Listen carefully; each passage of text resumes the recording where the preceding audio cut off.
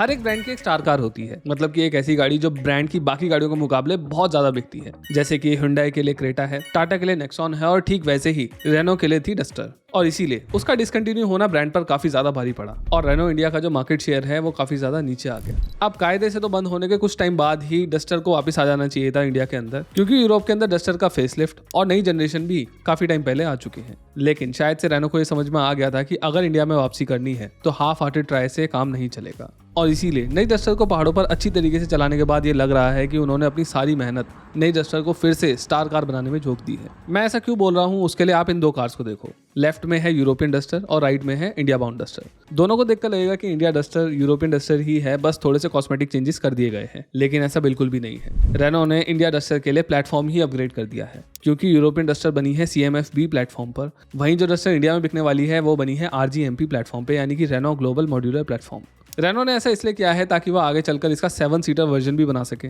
इसकी स्ट्रेंथ भी एनहांस करी गई है, इलेक्ट्रिक आर्किटेक्चर बेटर हुआ है इसका, जिसके चलते बिना फोन को इंडल्ज करे गूगल मैप्स भी चला सकते हो। नया प्लेटफॉर्म इसलिए भी लाया गया है ताकि इसका EV वेरिएंट भी लाया जा सके, और नया प्लेटफॉर्म इसलिए भी लाया गया है ताकि इस गाड़ी के अंदर सनरूफ ऐड करी जा सके। जी हाँ, यूरोपियन डस्टर के अंदर सनरूफ नहीं आती है, लेकिन इंडिया के अंदर इसकी भारी डिमांड है और इसीलिए इस चीज का ध्यान रखते हुए इन्होंने नया प्लेटफॉर्म यूज किया है। और इस प्लेटफॉर्म के साथ इस गाड़ी की जो हाइट है वो यूरोपियन डस्टर के मुकाबले 50 mm भी बढ़ गई है। और इसकी वजह से ये सिर्फ यूरोपियन डस्टर के मुकाबले ही ऊंची नहीं हुई है, बल्कि ज्यादातर इंडिया में बिकने वाली मिड साइज SUVs के मुकाबले भी ये गाड़ी अब ऊंची हो गई है। नई डस्टर की जो हाइट है वो 1701 mm की है, जिस चलते ये सेकंड टॉलेस्ट कार बन चुकी है अपने सेगमेंट में आफ्टर सियरा। विड्थ के मामले में ये गाड़ी 3rd नंबर पे आती है सियरा और सोल्टोस के बाद में, और लेंथ के मामले में भी ये टॉप टियर कार बन चुकी है। तो कहने का मतलब ये है कि रेनो ने गाड़ी के साइज में कोई भी कमी नहीं छोड़ी है, क्योंकि size matters a lot in India, so do looks. और पर्सनल ओपिनियन दूं तो मुझे ये गाड़ी काफी ज्यादा पसंद आई है लुक्स के मामले में। आगे से इसमें प्रॉपर बुच SUV वाले लुक दिए गए हैं, रेक्टेंगुलर लाइट है, कोई भी ऑर्गेनिक शेप नहीं है, जिसकी वजह से ये लंबे टाइम तक अच्छी दिखने वाली है गाड़ी।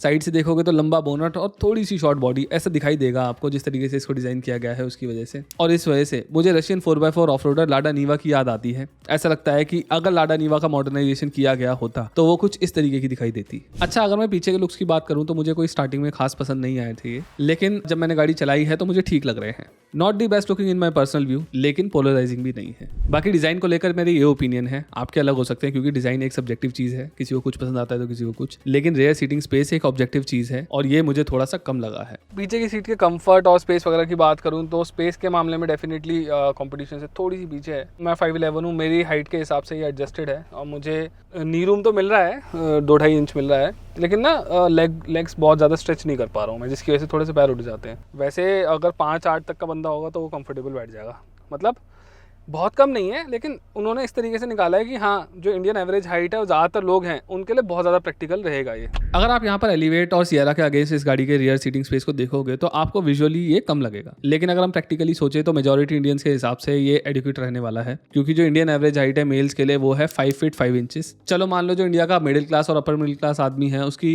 एवरेज हाइट 5 फीट 8 इंचेस के आसपास होगी, तो भी इसमें आपको बैठने में कोई दिक्कत नहीं आएगी। और फिर फैमिली के अंदर सारे के सारे लोग एक बराबर लंबे नहीं होते। अच्छा, बेशक ज़्यादातर इंडियन फैमिलीज के लिए बड़ा कंसर्न नहीं होगा, लेकिन एक सवाल फिर भी उठता है, और वो ये कि रेनो ने ऐसा क्यों किया, क्योंकि व्हील बेस के मामले में ये गाड़ी एलिवेट से भी ज्यादा है, फिर क्यों रेयर सीट स्पेस थोड़ा सा कम रखा गया है? वेल, इसका रीजन बूट स्पेस है। रेनो ने इस कार में सबसे बड़ा बूट स्पेस दिया है। इस गाड़ी का जो बूट है वो 518 लीटर का है। हाँ, सियरा का ऑन पेपर आपको इससे बड़ा दिखाई दे रहा होगा, लेकिन वो रूफ तक है। डस्टर का जो बूट स्पेस 518 लीटर बताया जा रहा है वो है पार्सल ट्रे तक, जो कि इस मामले में सबसे बड़ा है। चलो, सीटिंग स्पेस के साथ आप काम चला लोगे, लेकिन सीटिंग कंफर्ट के मामले में ये थोड़ी और बेटर हो सकती थी मेरे हिसाब से। थोड़ी सी मेरे को स्टिफ लग रही है इसकी सीट्स।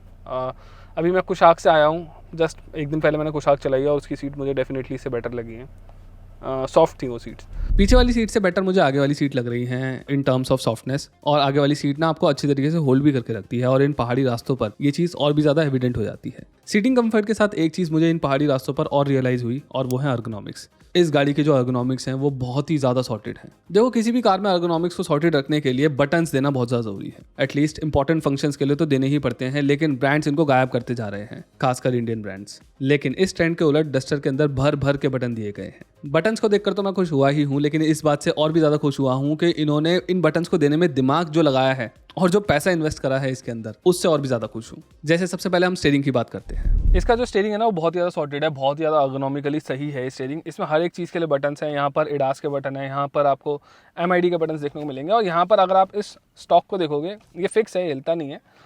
मतलब इसकी तरह नहीं हिलता, ये फिक्स है। और इसमें म्यूज़िक अप को अप करने के लिए, म्यूज़िक डाउन करने के लिए, और यहाँ पर अगर इन दोनों बटन्स को एक साथ दबाओगे तो यहाँ पर साइलेंट हो जाएगा। और इन दोनों बटन्स को एक साथ दबाने के लिए, ताकि आप नेविगेट अच्छे से कर सको, यहाँ पे डॉटेड पैटर्न दे रखा है, देख रहे हो ये चीज़। और ये जो डायल है नीचे, और ये जो डायल है, इससे आप म्यूज़िक को चेंज कर सकते हो। इसमें और भी फंक्शंस आपको देखने को मिलेंगे, सोर्स मोड, ये सारी चीज़ें भी हैं। अच्छा, ये जो एक्स्ट्रा स्टॉक इसके अंदर मिला है, पहले मुझे ऐसा लग रहा था कि शायद से ये इतना काम का ना हो, क्योंकि ये ना स्टीयरिंग के साथ घूमता नहीं है। लेकिन पहाड़ों के मोड़ भरे रास्तों पर भी मेरा हाथ इसको जल्दी से ढूंढ पा रहा था। हाँ, एक दिक्कत शायद से कुछ लोगों को हो सकती है, खासकर जिनके हाथ छोटे हैं। स्टीयरिंग व्हील से ना ये थोड़ा सा पीछे है, जिसकी वजह से जिनके हाथ छोटे हैं उनको इसको ऑपरेट करने के लिए अपना हाथ स्टीयरिंग से हटाना पड़ सकता है। अच्छा, ये जो बटन हैं ये सिर्फ स्टीयरिंग तक ही सीमित नहीं है। इसमें हर एक स्टीयरिंग कंट्रोल के लिए एक बटन आपको देखने को मिलेगा। लॉक अनलॉक के लिए बटन है, जो कि ज्यादातर ब्रांड देते ही हैं। हजार्ड लाइट के लिए बटन है, जो कि देना ही चाहिए, लेकिन ये लोग इससे एक स्टेप आगे चले गए हैं। इन्होंने इंफोटेनमेंट स्क्रीन को बंद या चालू करने के लिए और वॉल्यूम वगैरह को कंट्रोल करने के लिए भी बटन्स दे दिए हैं। यानी कि रेनो ने पूरा ध्यान रखा है कि आपको गाड़ी चलाते टाइम बिल्कुल भी डिस्ट्रैक्शन ना हो। और यही चीज मुझे इन पहाड़ी रास्तों पर समझ में आई है कि कितना ज्यादा आसान था इस गाड़ी को ऑपरेट करना। जब मैं हाई स्पीड्स पे पहाड़ों पर गाड़ी चला रहा था, मुझे कभी भी नहीं लगा कि मुझे अपनी नजर हटानी पड़ेगी सड़क पर से। अच्छा, एक चीज मैंने बोली थी ना कि इन्होंने एक्स्ट्रा पैसा भी खर्च करा है बटन देने पर, उसके बारे में मैं बताता हूँ। रेनो वाले सिर्फ बटन देने तक ही नहीं रुके हैं, वो इससे भी आगे निकल गए हैं और कुछ ऐसा किया है जिससे पता लगता है कि ब्रांड ने आपके एर्गोनॉमिक्स को बेटर बनाने में और आपके एक्सपीरियंस को बेटर बनाने में मार्केट स्टैंडर्ड से और भी ज्यादा खर्चा करा है। जैसे कि इस कार के अंदर आपको सारी विंडोज के लिए one touch up down buttons मिलते हैं, और अगर मैं गलत नहीं हूं तो इस सेगमेंट के अंदर ये काम कोई भी नहीं करता है। और इसमें लेफ्ट और राइट ORVMs को कंट्रोल करने के लिए अलग अलग लेट अप बटन्स दिए गए हैं। वहीं पर ज्यादातर ब्रांड्स कुछ इस तरीके के डायल्स देते हैं, या फिर कम से कम बटन्स में काम निपटाने की कोशिश करते हैं, और कुछ ब्रांड्स तो सिर्फ एक ही डायल से काम निपटा देते हैं। वैसे ही इसमें शेड और सनरूफ को ऑपरेट करने के लिए अलग अलग स्लाइडिंग बटन दिए गए हैं। वहीं पर बाकी कार्स के अंदर कुछ इस तरीके का सिंगल बटन आता है, जिसको ज्यादा पीछे खींचने पर सनरूफ खुलती है, और कई बार एक्सीडेंटल पुश भी हो जाता है। आप शेड खोलना चाहते हो और सनरूफ खुल जाती है। इन बातों से समझ में आता है कि ब्रांड ने पैसा लगाया है, लेकिन एक चीज वो और सही कर सकते थे, और शायद इसे करने के लिए उनके पैसे उल्टा कम खर्च होते। अगर मैं फिर से डी में डालता हूँ, डी पे जल्दी आती है। अगर मैं रिवर्स में डालता हूँ, रिवर्स में जल्दी आती है। लेकिन अगर मैं पार्क लगाता हूँ, पहले न्यूट्रल पे आई, फिर पार्क में गई, तो ना एक टाइम लगता है इस चीज़ के अंदर। और ना मुझे ना इन वालों पे ना भरोसा भी नहीं है। आप वो मैनुअल वाला दो, जो ट्रांसमिशन के अंदर भी जो मैनुअल होता है ना, स्लॉट इन हो जाता है, वो बेस्ट है। रेनो के अंदर हर चीज़ के लिए जब बटन दिए गए हैं, हर चीज़ इतना वेल थॉट आउट इंटीरियर, तो मतलब मैं सबसे ज़्यादा इंप्रेस्ड अभी फिलहाल में दो इंटीरियर से हुआ था। एक था एलिवेट का और एक था सेल्टोस का, जो नई सेल्टोस आई है उनका। लेकिन ये अर्गोनॉमिकली उनसे भी अच्छा है। यहाँ पे बटन कौन देता है भाई, यहाँ के लिए भी बटन दिए गए हैं, लेकिन ये चीज़ नहीं करनी चाहिए। मतलब इसके लिए ना आपको वही देना चाहिए था। और हैंड ब्रेक भी आप मैनुअल दे सकते थे। अभी मैं कुशाक चला के आया हूँ, उसके अंदर मैनुअल हैंड ब्रेक आती है, और सच बोलूँ तो जरूरत नहीं है इलेक्ट्रिक पार्किंग ब्रेक की। ईज ऑफ यूज को इसका इनबिल्ट गूगल और आसान बना देता है, जिसमें कि आप बिना फोन को इंडल्ज करे मैप्स चला सकते हो और कुछ और ऐप्स डाउनलोड कर सकते हो, जो कि आपकी यूटिलिटी में शायद और ऐड कर पाए। फिलहाल मैप वाली जो चीज़ है वो तो बड़ी हमें काम की लगी, क्योंकि हम जब शूट कर रहे होते हैं, कभी किसी का फोन आ रहा होता है, कभी हमें PR टीम से बात करनी पड़ रही होती है किस लोकेशन पे आना है, कौन सा पिट स्टॉप है। तो पहली बार ऐसा लगा कि ये काम थोड़ा हमारे लिए आसान हुआ है, क्योंकि गूगल मैप्स में हमारा कोई भी फोन इंडल्ज नहीं था। अर्गोनॉमिक्स के बाद मैं इंटीरियर की क्वालिटी की बात करना चाहूंगा, जहां पर मैं अगेन खुश हूँ। लॉन्च के टाइम मैं ना थोड़ा सा गलत समझ गया था, और मैंने बोला था कि इसकी जो प्लास्टिक्स हैं उनकी क्वालिटी मुझे कोई खास पसंद नहीं आ रही है। लेकिन अभी ढंग से चलाने के बाद मुझे समझ में आ रहा है कि इनकी हार्ड प्लास्टिक की क्वालिटी तो अच्छी है। साथ ही साथ इन्होंने इस लेदर टाइप के मटेरियल का एक्सटेंसिवली यूज करा है। बस मेरे हिसाब से इनको ये पियानो ब्लैक्स स्टीयरिंग पर नहीं देने चाहिए थे, क्योंकि ना ये over the period of time बहुत ज्यादा स्क्रैच पकड़ लेते हैं। अच्छा, एक चीज तो बताना भूल ही गया, रेनो ने सेंटर कंसोल में एक चीज और अच्छी करी है। उन्होंने यहाँ पर रबराइज फिनिश दे दी है। इसके नीचे स्टोरेज कंपार्टमेंट है, लेकिन अगर आप उसको यूज नहीं कर रहे हो तो इसके ऊपर अपना फोन रख सकते हो, और आपका फोन कहीं पे भी नहीं जाएगा, यहीं चिपका रहेगा। यानी कि ओवरऑल जो इंटीरियर्स हैं वो वेल थॉट आउट हैं और काफ़ी ज़्यादा प्रैक्टिकल हैं। रेनो ने यहाँ पर काफ़ी अच्छा काम करा है, लेकिन इससे भी ज़्यादा जो अच्छा काम किया है उन्होंने, वो किया है डायनामिक्स और इंजन में। डस्टर की जो मीडिया ड्राइव है वो रखी गई थी उत्तराखंड में, और जो उन्होंने हमें रूट बताया था वो 100 किलोमीटर से थोड़ा ज़्यादा था, और फिर हमें वापस आना था। यानी कि 220-240 किलोमीटर के आसपास मैंने गाड़ी चलाई थी। और इस पहाड़ों वाली ड्राइविंग को ध्यान में रखते हुए मैं आपको बताना चाहूँगा कि ये गाड़ी मुझे परफॉर्मेंस के मामले में कैसी लगी। देखो, इस गाड़ी के अंदर आता है 1.3 लीटर का गैसोलीन डायरेक्ट इंजेक्शन वाला इंजन, और इसके CDI इंजन के अंदर आपको मिलती है डुअल इंजेक्शन टेक्नोलॉजी। और ब्रांड के हिसाब से इससे गाड़ी की एफिशिएंसी और पावर दोनों बढ़ती हैं, क्योंकि जो फ्यूल एयर का मिक्सचर है वो और भी ज्यादा अच्छी तरीके से बर्न होता है। साथ ही साथ जो इसके सिलेंडर्स हैं, इनके अंदर कोई स्लीव नहीं है, बल्कि इसमें मिरर बोर कोटिंग करी गई है, जो कि निसान अपनी GTR में भी करता था। रेनो उसको किसी और नाम से पुकारता है, मैं यहाँ पे लिख दूंगा। और अगर मैं स्पेसिफिकेशन वाइज बात करूं तो ये इंजन इस सेगमेंट के अंदर सबसे ज्यादा पावरफुल है। 163 PS यानी कि 160.7 bhp की पावर और 280 Nm का टॉर्क निकालता है। और जो गाड़ी मैंने रिव्यू करी है वो थी DCT के साथ। वैसे देखो, माना यही जाता है कि जो छोटे इंजन वाली टर्बो टर्बो कार्स होती हैं वो पहाड़ों पर अच्छा फील नहीं देती है, क्योंकि इनमें टर्बो लैग होता है और पहाड़ों पर चढ़ाने के लिए सबसे ज़्यादा लो एंड टॉर्क की ही जरूरत होती है। लेकिन नई डस्टर के अंदर टर्बो लैग आपको बहुत ही ज़्यादा कम देखने को मिलेगा, क्योंकि रेनो ने इसके टर्बो में एक्चुएटर लगाए हैं जो कि गेट को थोड़ा सा खोल देते हैं ताकि कम आरपीएम से ही आपको थोड़ा थोड़ा सा टर्बो बूस्ट मिलना चालू हो जाए। और फिर ये इंजन टॉर्की तो है ही, 280 Nm का टॉर्क आपको पता ही है ज़्यादातर डीजल कार्स में मिलता है, वो भी बड़े इंजन वाली साइज की गाड़ियों में। और टॉर्क के साथ साथ इसकी पावर भी बहुत ज़्यादा है। लेकिन सिर्फ ये टॉर्क ही नहीं है जो इस गाड़ी को पहाड़ी रास्तों पर भी बाकी गाड़ियों को ओवरटेक करने में हेल्प करता है, बल्कि इसका ट्रांसमिशन भी है। देखो, जब इस तरीके की सिचुएशन होती है जहाँ पर रोड एकदम से बार बार मुड़ रहा है, सिंगल लेन रोड है, सामने से गाड़ी आ रही है, उस सिचुएशन में आपको सामने वाली गाड़ी को ओवरटेक करने के लिए बहुत कम टाइम मिलता है। ऐसे में आप तो पंजा दबा रहे हो, लेकिन आपका जो ट्रांसमिशन है, ऑटोमेटिक ट्रांसमिशन है, वो भी आपके साथ काम करना चाहिए। टॉर्क कन्वर्टर में क्या होता है कि जो शिफ्टिंग टाइम होता है वो थोड़ा सा कम होता है, मतलब डीसीटी के मुकाबले। लेकिन ये जो डीसीटी होते हैं इनका शिफ्टिंग टाइम काफ़ी ज़्यादा होता है। तो इसकी वजह से क्या होता है कि जैसे ही मैं पंजा दबा रहा हूँ, स्नैप के साथ एक गियर डाउन हो रहा है और मुझे एक अच्छी खासी विंडो मिल जाती है सामने वाली गाड़ी को ओवरटेक करने के लिए। और इसी वजह से मैं दूसरी गाड़ियों को पहाड़ पर चढ़ाई करते वक्त भी ओवरटेक नहीं कर रहा था, फ्लाई बाइस दे रहा था मैं उन गाड़ियों को लिटरली। डीसीटी की बात कर ही रहे हैं तो बताना चाहूंगा कि डीसीटी भी इस कार में रेगुलर वाला नहीं मिलता है। इस सेगमेंट में जो ज्यादातर तेज चलने वाली गाड़ियां हैं उनमें ड्राई क्लच डीसीटी मिलता है, जैसे कि सेल्टॉस और कुशाक वगैरह में। लेकिन इस कार में आपको मिलता है वेट क्लच डीसीटी, और वो इसलिए क्योंकि dry clutch DCT Indian summers और पीक ट्रैफिक के अंदर बहुत ज्यादा हीटअप हो जाते हैं और समटाइम सिस्टम गाड़ी को भी कर देता है डीसीटी के ठंडा होने तक। लेकिन वेट क्लच डीसीटी में ऑयल भरा होता है जिसके चलते गियर बॉक्स कंपैरेटिवली ठंडा रहता है। पर वेट क्लच महंगा होता है, इसकी जो शिफ्टिंग स्पीड है वो ड्राई क्लच से थोड़ी सी कम होती है और इसकी वजह से माइलेज और परफॉर्मेंस दोनों ही थोड़ी थोड़ी सी हैम्पर होती है, क्योंकि ऑयल भरा होता है जिसकी वजह से पावर कंजप्शन बढ़ जाता है। और शायद से इसीलिए टाटा कर्व के अंदर आने वाला वेट क्लच डीसीटी काफी स्लो फील होता है। लेकिन डस्टर के साथ ऐसा नहीं है, ये गाड़ी काफी ज्यादा फास्ट फील होती है। डस्टर के वेट क्लच डीसीटी को आप कुछ ऐसे समझो कि ये सेल्टोस के डीसीटी से 20% या फिर 15% स्लो होगा,